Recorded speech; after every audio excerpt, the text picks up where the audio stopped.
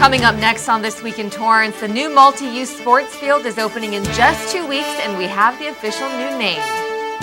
Plus, we'll hear a first-hand account of what happened in Japan 3 years ago. And one astronaut is recognized for his mission on the Challenger.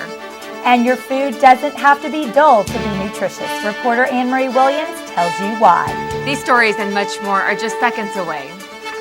Your local news starts right now.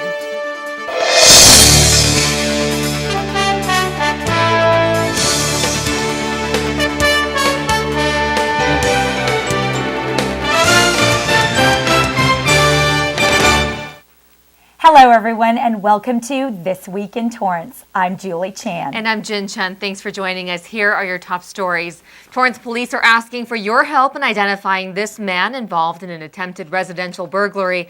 On Thursday, January 30th, around 10:30 a.m., the suspect knocked and rang the doorbell of one Torrance homeowner near Sepulveda and Anza Avenue. Hoping no one was home, he proceeded to go through the side gate and was seen kneeling on the ground by the living room glass double doors holding what appears to be a screwdriver. Once the suspect realized he was spotted, he ran through the backyard and got away. The suspect is described as a young Hispanic or Middle Eastern male, about 17 to 20 years old, tall with a slender build and black short hair. He was last seen wearing a black and white plaid jacket, possibly hooded with faded blue jeans. Now, if you have any information related to this attempted residential burglary, contact the Torrance Police Department at 310-328-3456. In just 2 weeks, the city will celebrate the opening of the newly named Toyota Sports Complex at 555 Maple Avenue. The 6.2-acre multi-use sports field is already slated to host some of the AYSO national games. The tournament, comprising of more than 500 teams, will be co-hosted with the city of Riverside the first week of July. The new development features high-quality synthetic turf and energy-efficient sports lighting for year-round soccer, football, lacrosse, rugby, and other sports.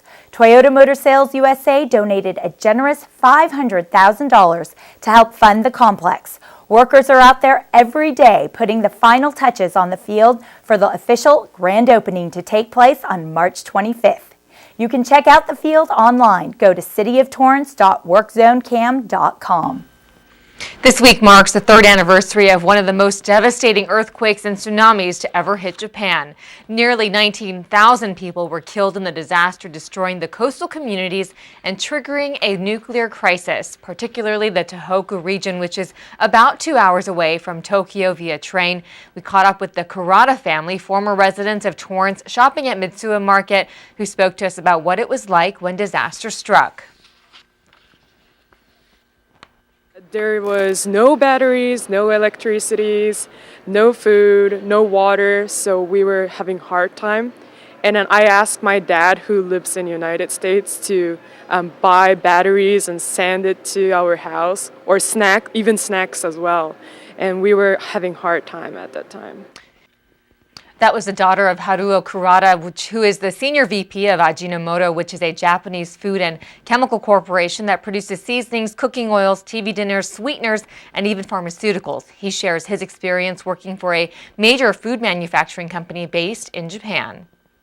We used to buy some raw material from that area, so in Tohoku. But actually we stopped to buy for a while. Then after the government guarantee, this is no active residue, so then we want to start to buy. While Kurata says things are slowly improving overseas, the country has earmarked $250 billion for construction through March 2016. During a ceremony in Japan, officials and representatives of the survivors offered a moment of silence when the 9.0 earthquake struck off the Tohoku coast. This week also marks the third anniversary of what some say is the Syrian Revolution, while others call it a brutal war. Since 2011, the UN estimates over 100,000 people have died, while nearly 2.5 million people have fled to other countries. Almost 6.5 million are internally displaced. The peacekeeping mission between government forces and the opposition is ongoing, and now the UN is demanding a halt to the destruction of ancient Christian and Muslim sites. The joint UN Arab League mediator Lakhdar Brahimi and UNESCO Director General Irina Bokova have declared there are alarming reports that the country's heritage is being deliberately targeted for ideological reasons. Officials say 4 World Heritage sites are being used for military purposes or as battlefields. While Colorado and Washington have opened their doors to marijuana, California is still weighing in on how to regulate it. Although the Golden State was the first to legalize medical marijuana in '96, the League of California Cities and the Police Chiefs Association want to treat it more like a medicine. The provision would require the Department of Health to license growers and dispensaries to set standards to keep it from problems like contamination. The bill would also regulate doctors so that the user's primary care doctors or a specialist referral are the only ones who write prescriptions. Doctors would also be required to report to the state medical board. Torrance is the home of a few aviation greats, and now the founder of Robinson Helicopter is getting inducted into the California Hall of Fame. Robinson and 4 others will receive awards at the inaugural ceremony in June at the Museum of Flying in Santa Monica. In 1973, Frank Robinson started the company at home and tested his first model at the Torrance Airport. In 1979, Robinson received his first FAA certification on the R-22 model. Since then, the company has built the R-44 and its most recent, the R-66, certified by the FAA last September. Robinson has won numerous awards and donated millions to charities and aviation educational programs. He retired in August 2010 at the age of 80. A new daily newspaper in Los Angeles called the LA Register hits newsstands soon. The Orange County Register's publisher Freedom Communication, based in Santa Ana, will start the new publication on April 16th. Single copies cost $1.50 on weekdays and $2 on weekends, while home delivery will cost less than $1 per day or $19.99 for the initial 4-week subscription. It will be available at 7,500 retail locations. For more information, visit LosAngelesRegister.com.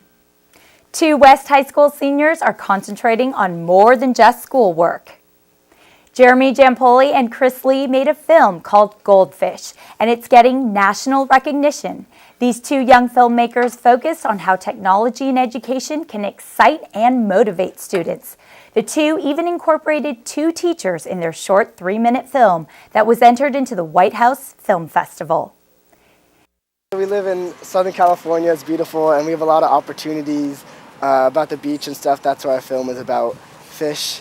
And our school, actually, I'm Secretary of Production for ASB, so we have opportunities for film and editing and stuff like that.